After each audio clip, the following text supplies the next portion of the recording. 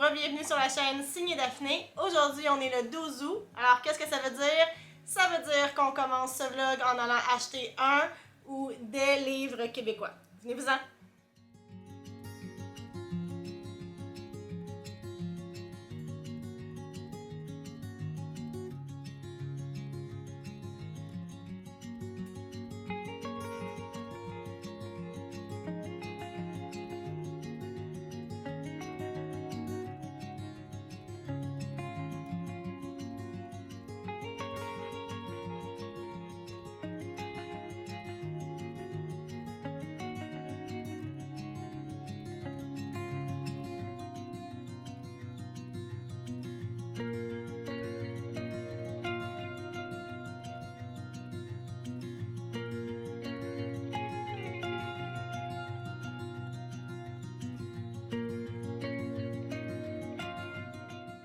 Ok, alors je viens de sortir de la librairie. Finalement, j'ai acheté 3 livres. Je savais bien que je serais pas capable de me limiter à un. Alors, le premier que j'ai pris, c'est Une femme extraordinaire de Catherine Ethier. Je pense que les avis sont un peu mitigés sur ce livre-là. Par contre, moi, j'aime vraiment beaucoup Catherine Ethier. J'aime son style, j'aime toutes ses chroniques. Elle fait beaucoup de chroniques à Radio-Canada, puis j'adore l'écouter tout le temps. Elle a même eu une balado à un moment donné qui s'appelait Nos questions niaiseuses. Et puis, je l'aime vraiment beaucoup, cette femme. Donc, j'ai décidé de l'acheter là, parce que je veux voir qu'est-ce que c'est. Puis, je suis curieuse en fait.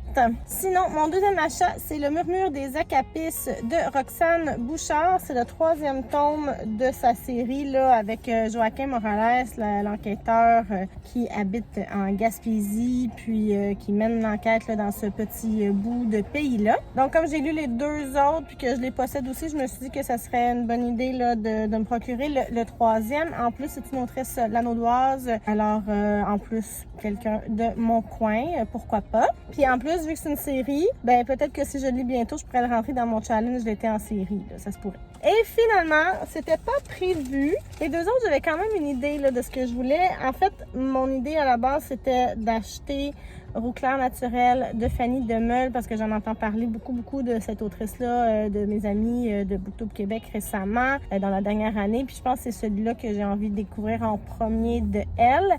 Mais il l'avait pas. Fait que, ben, c'est ça, j'ai regardé pour autre chose. Puis finalement, j'ai choisi Manuel de la vie sauvage de Jean-Philippe Barry-Guérard. Jean-Philippe Barry-Guérard, je viens juste de terminer Haute démolition en version audio. Je vais vous en reparler dans quelques instants. J'ai fini ça tantôt, en fait, en m'en venant vers la librairie. Et j'ai vraiment beaucoup aimé ce roman-là. Donc, Manuel de la vie sauvage, ça faisait quand même un petit moment que j'avais envie de le découvrir. Alors, je sais que celui-là, je pense qu'il n'y a pas de version audio. Donc, je me suis dit que j'allais acheter la version papier. Maintenant que je sais que j'aime son style. Et puis, en fait, Jean-Philippe Barry-Guérard, je l'aime aussi comme chroniqueur. Lui aussi fait souvent des chroniques là, à Radio-Canada. Puis, j'aime beaucoup ce qu'il fait. Alors, voilà, ce sont les 3 romans québécois que j'ai achetés aujourd'hui.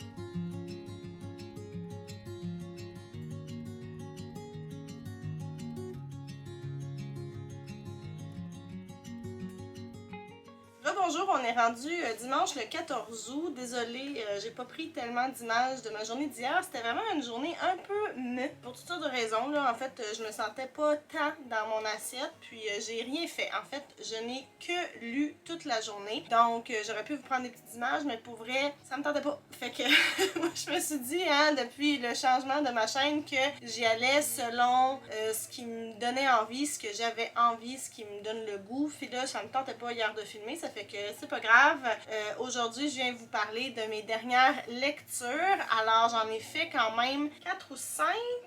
Ouais, 5. Donc, j'en ai 5 dont je veux vous parler. La dernière fois que j'ai fait un vlog, je vous avais déjà mentionné 2 livres. Donc, j'étais en train de terminer Red Lily de Nora Roberts. C'est la conclusion de la trilogie In the Garden, Le secret des fleurs en français. Et puis, dans ce 3e tome-là, on suit Hailey. Hailey, c'est une jeune mère célibataire. Elle a peut-être 22-23 ans. Et puis, elle aussi, elle travaille au centre de jardin In the Garden. Elle habite chez Roz dans le manoir Harper et son histoire à elle qu'on va suivre, ça va être la romance qui se développe entre elle et le fils aîné de Roz qui s'appelle Harper parce qu'il a pris le nom de famille de son père.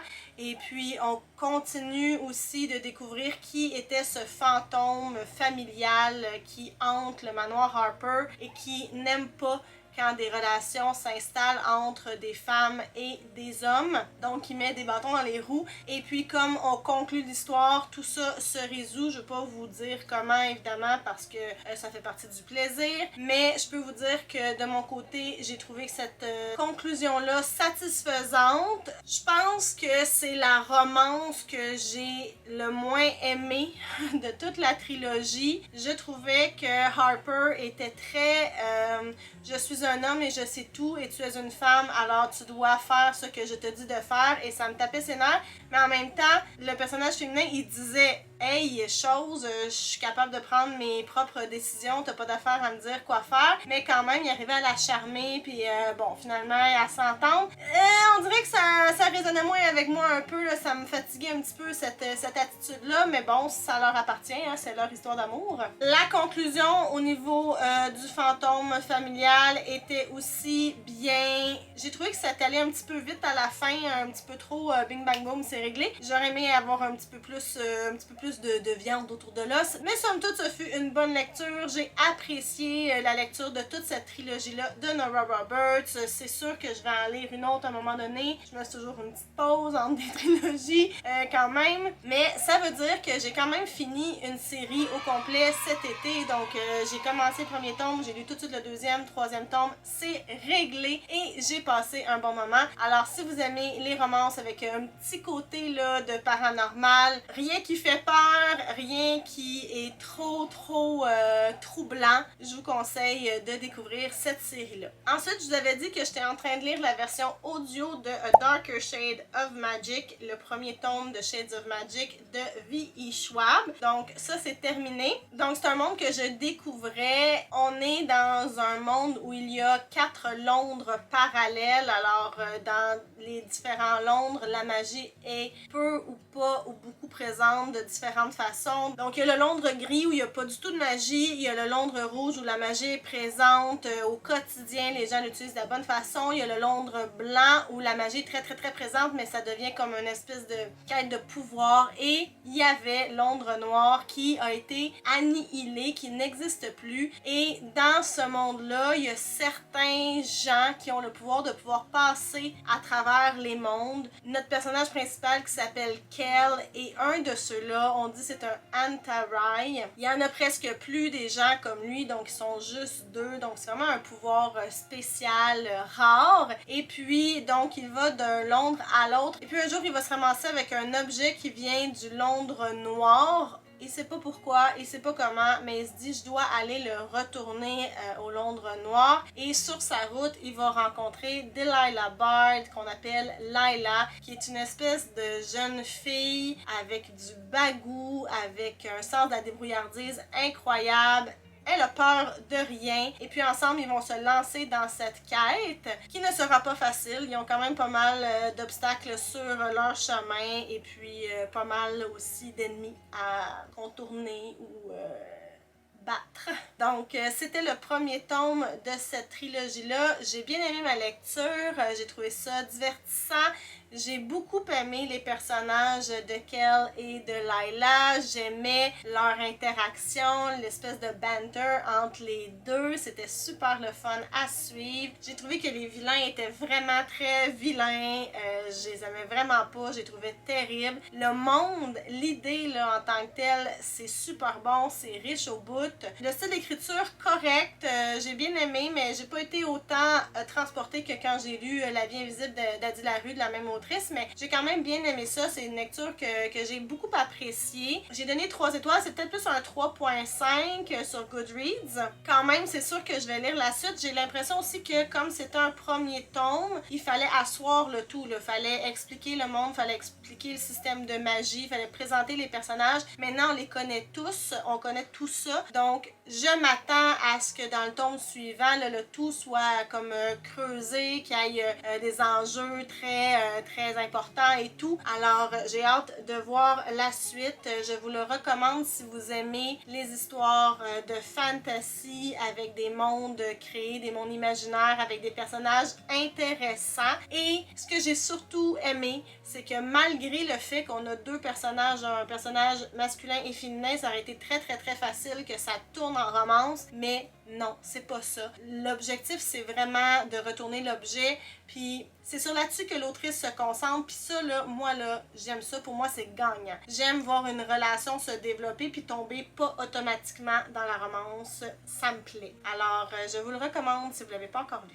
Ensuite, j'ai lu les 2 premiers tomes de la série de l'inspecteur Armand Gamache de Louise Penny. Je les ai lus en anglais. Le premier tome s'appelle Still Life et le deuxième s'appelle A Fatal Grace. Ça fait quand même un petit bout que ça a été publié.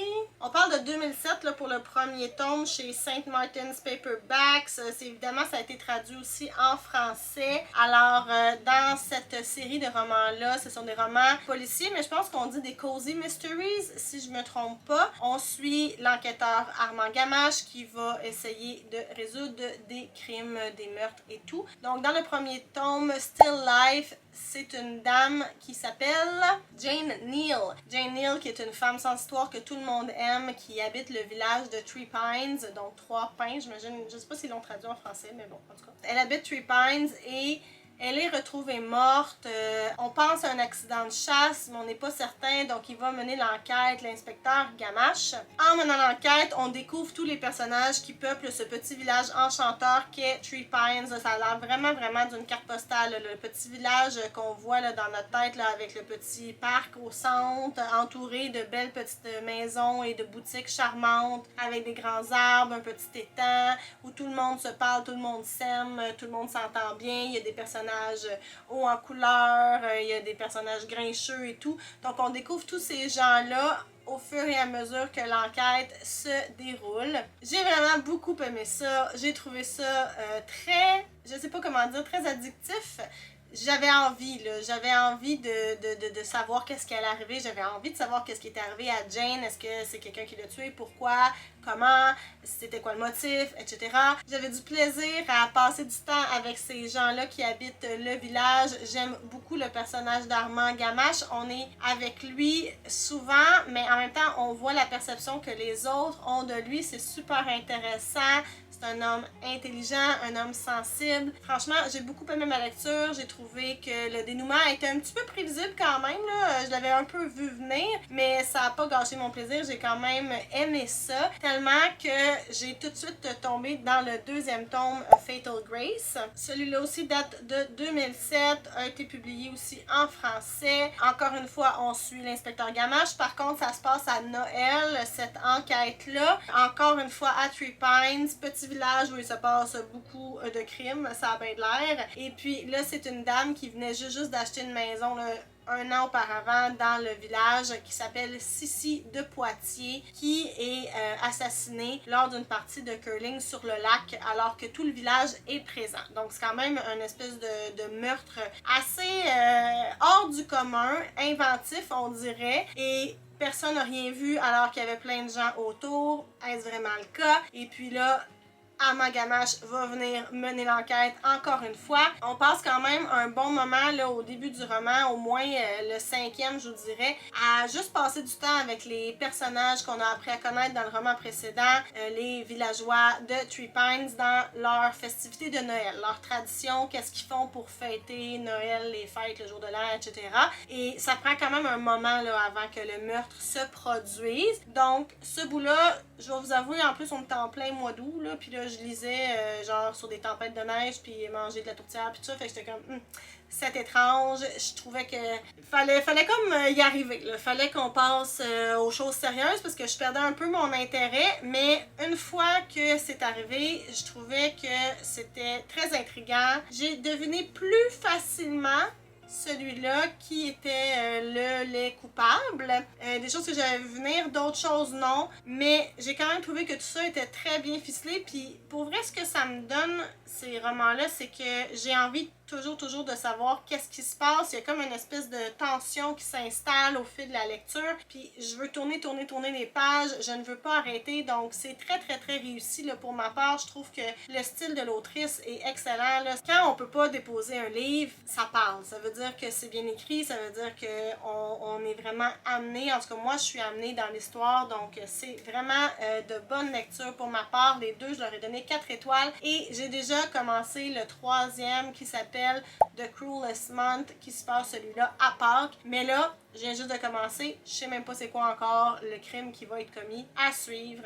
Alors, au moins 2 livres d'une série commencés et je suis très heureuse de ça parce que je sens que c'est une série que je vais continuer et finir. Le dernier livre dont je vais vous parler, je l'ai lu en audio. Il s'agit de Haute Démolition de Jean-Philippe Barry-Guerrard qui est paru en 2021 et la version que j'ai écoutée, elle est disponible gratuitement sur Audio, OHDIO, donc c'est le site qui est relié là, à Radio-Canada et juste pour l'expérience de l'écouter, ça vaut la peine. Je vous dis, juste pour ça, là, c'est merveilleux. C'est un roman qui est immersif, donc on a plusieurs acteurs qui jouent les personnages, des voix connues, puis même des voix, par exemple dans le roman, un instant il y a Franco Nuovo, ben c'est vraiment Franco Nuovo qui fait sa vraie voix, même chose pour Jean-Philippe Vauthier, et puis quand il y a des ambiances, par exemple quand les personnages sont dans un party, ben on entend de la musique en arrière-fond, quand ils sont dans un aéroport, on entend les annonces pour les vols en arrière-plan aussi, alors franchement,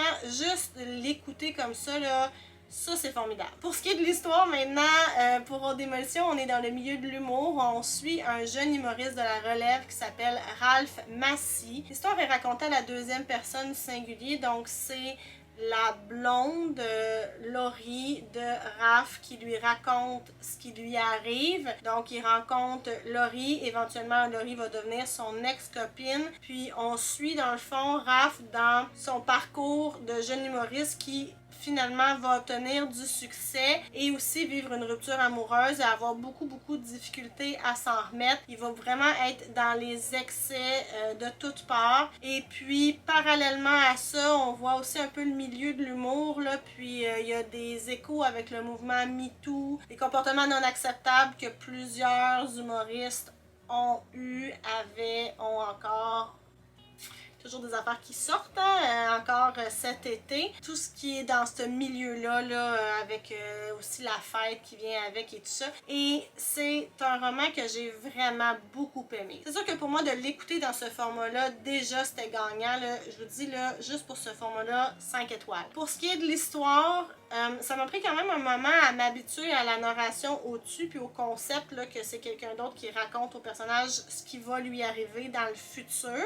Mais un coup que j'étais habituée à ça, ça a bien été, puis plus ça allait, plus j'étais encore une fois là, prise dans une espèce de tourbillon. Je voulais savoir qu'est-ce qui allait arriver, je me sentais comme pas bien, mais pas d'une mauvaise façon. C'est juste que ça me mettait à l'envers un peu qu'est-ce qui se passait, puis là je me disais aussi, là j'ai une version des faits. C'est sûr que entre les lignes, il y a des choses que on me dit pas. Laurie, c'est pas le personnage principal, c'est la blonde, l'ex-blonde, celle qui raconte l'histoire, mais c'est pas à elle que ça y arrive, fait qu'il manque des bouts, puis là j'étais comme, j'essayais de réfléchir tout le temps, là, qu'est-ce que j'ai pas vu, qu'est-ce que j'ai pas compris, à quoi faut que je pense. Donc ça a été une expérience de lecture vraiment intéressante, j'ai vraiment beaucoup aimé ça. C'est pas un coup de cœur, mais pas loin, et puis je vous l'ai dit là un petit peu plus tôt dans le vlog, là, j'ai acheté Manuel de la vie sauvage de Jean-Philippe Barry-Guerrard parce que je crois que je vais essayer de lire pas mal cet auteur-là là, dans les prochains mois, années.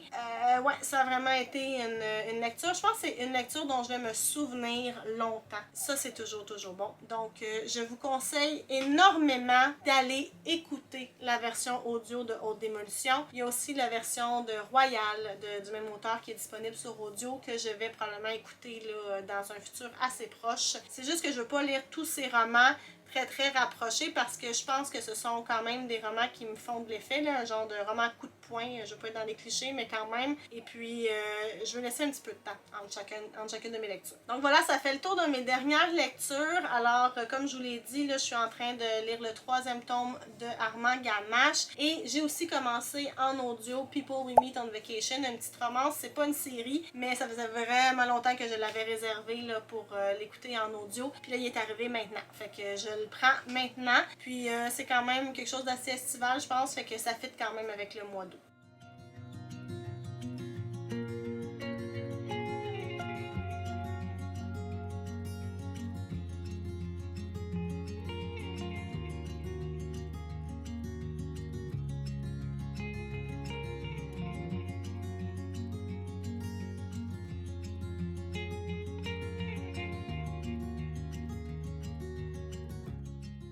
Donc, bonjour, je me suis changée parce que franchement, c'était cute mon autre robe, mais j'avais besoin de confort. Alors là, ce que je voulais vous dire, c'est que Alex et moi, on s'en va en voyage.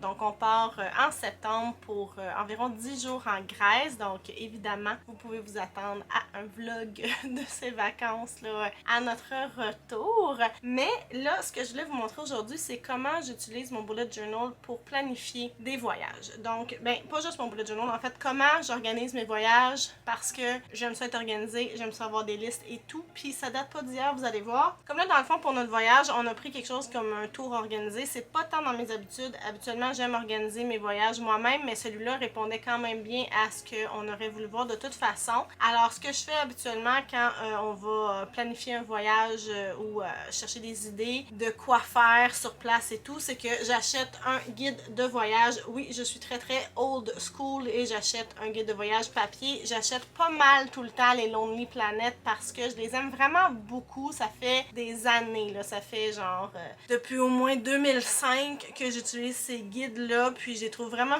complets, super intéressants. Souvent, il y a des cartes qui viennent avec détachables. Je sais qu'on est à l'ère des téléphones, mais quand je suis dans un autre pays, j'utilise pas mes données. Ça fait que c'est toujours pratique là, quand même d'avoir un guide, puis d'avoir l'avis de quelqu'un d'autre, puis pas juste sur Internet. Sur Internet, on dirait que je me perds. Il y a tellement de blogs, tellement d'avis différents que on dirait que ça me facilite la vie, là, c'est tout ensemble, puis il y a des photos, puis c'est formidable, fait que je prends plaisir aussi à m'acheter un livre de voyage, donc voilà, fait que la première chose que j'ai fait, c'est d'acheter Il Grec et Athènes, parce que c'est pas mal là qu'on s'en va. À partir de ça, je sors des destinations, des activités qui pourraient nous plaire. Donc à part mon guide de voyage que j'utilise depuis des années, ce sont 2 pads de la compagnie Knock Knock, donc ça fait vraiment longtemps là, que j'utilise ça. Celui-là que vous voyez là, il est quand même encore bien fourni, mais je l'ai utilisé pas mal. Puis celui-là, il est plus récent. Donc, Bon Voyage, je l'aime parce que non seulement il est complet, mais il est aussi un peu comique. Donc, on peut inscrire notre destination, le type de voyage qu'on fait, quel jour de la semaine on part et on revient,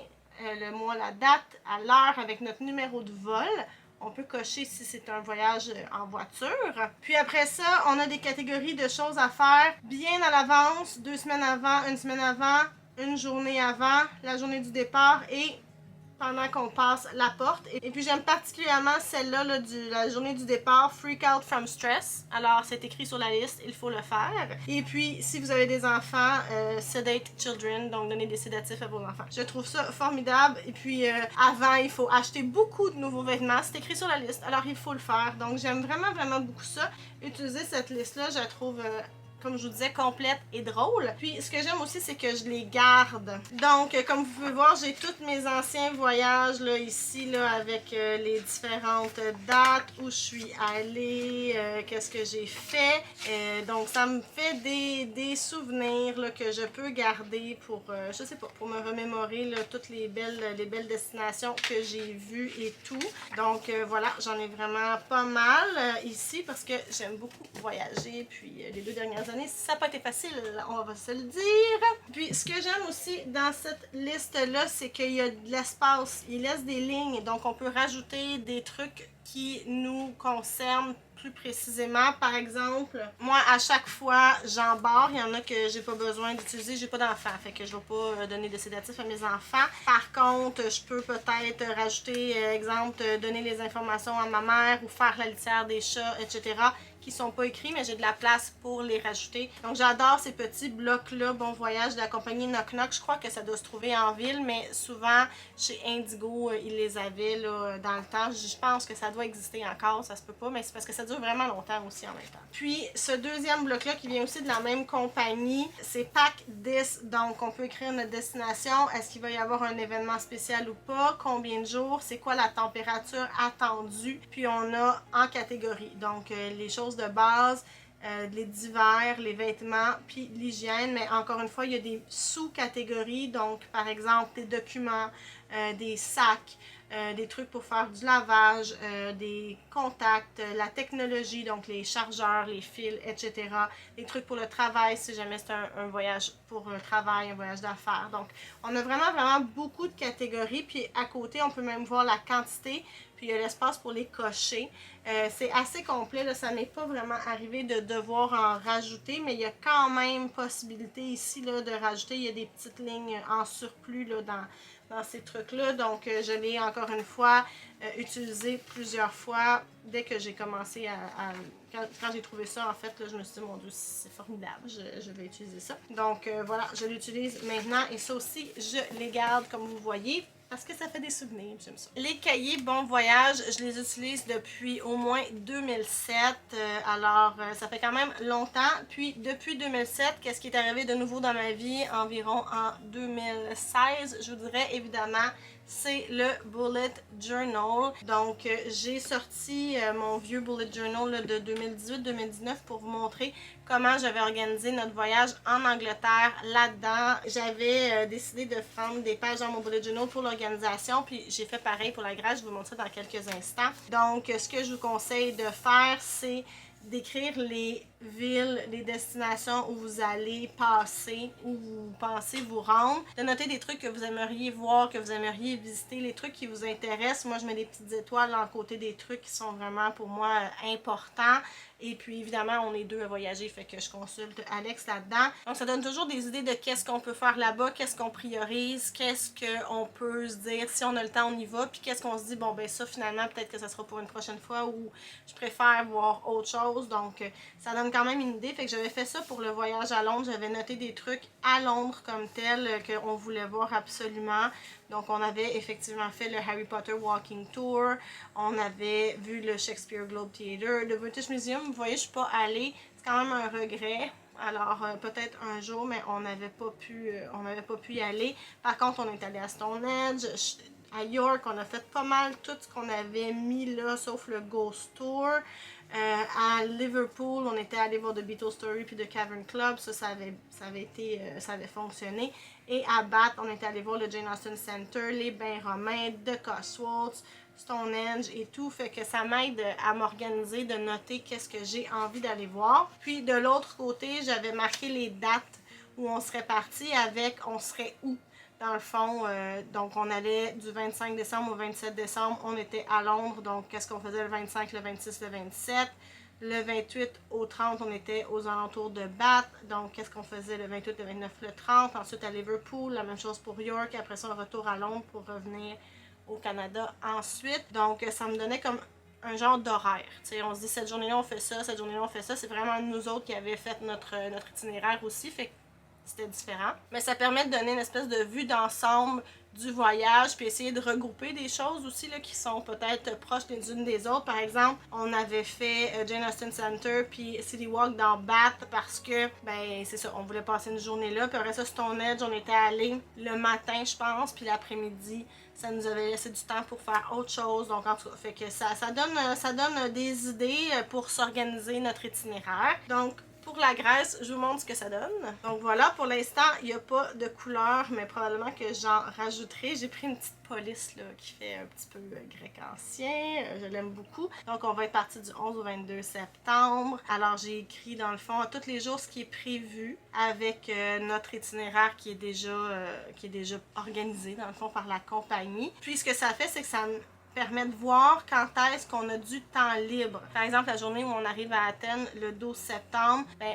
après qu'on se soit installé à l'hôtel, on a tout le reste de la journée libre. Donc, on devrait avoir comme fin d'après-midi jusqu'en soirée libre. Donc, ça sera le temps peut-être d'aller marcher, peut-être faire un petit walking tour si on a de l'énergie ou de se promener dans certains quartiers. Donc, j'ai pris des petites notes de qu'est-ce qu'on pourrait faire. Là, c'est à la mine parce qu'il n'y a rien de coulé dans le béton encore. Fait qu'à chaque journée, j'ai écrit qu'est-ce qui était déjà prévu au menu. Par exemple, journée libre à Paros. Alors, qu'est-ce qu'on fait? Est-ce que le matin, on va à tel endroit, l'après-midi à tel endroit? Mais il y a une autre possibilité aussi. Donc, on verra aussi sur place notre niveau d'énergie puisqu'on a le goût, mais ça nous donne au moins des options. Alors, j'ai aussi mis des petits post-it là parce qu'il y a des affaires que je suis pas certaine. Il y a des trucs qu'on peut pas savoir tant qu'on n'est pas là-bas aussi, là, puis selon la journée qu'on va avoir passé la veille ou le matin, donc on va voir. Fait que ça reste quand même flexible, mais ça donne une idée. Puis là, ce qui va manquer, en fait, là, c'est que chaque fois qu'on va en voyage, je fais aussi une page pour les finances. Là, je vous sors un vieil exemple qui date de 2017,